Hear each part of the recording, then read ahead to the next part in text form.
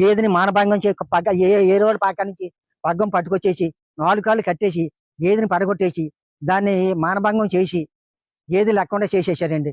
దాన్ని మెల్లిమెల్లిగా పాకలను బయటికి తీసుకొస్తుంటే గేదె నడలేకపోతుంది.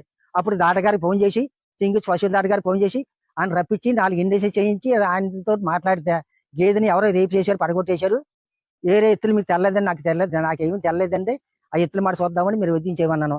దాటగారు 5 రోజులు ఇండేషన్ చేసి ఇంక అంతకంటే ఎక్కువ చేస్తే దాట మళ్ళీ పాలు ఉండవు, మీరు మాటేరు వెళ్ళి ఆ మాటేరు దాటగానే సమర్థించి హోమియోపతి మందులు పట్టుకొచ్చి వాడమన్నారు.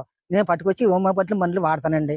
తర్వాత మా అబ్బాయి ఎవరు భీమవరం ఉంటే ఆరు కౌరింపు 2 రోజులకి ఖాళీ లేక 2 రోజులకి వచ్చారండి. ఆదివారం నా స్టేషన్కి వెళ్ళి ఇలా జరిగింది చెప్పేసి పోలీస్ స్టేషన్ కంప్లైంట్ ఇచ్చానండి.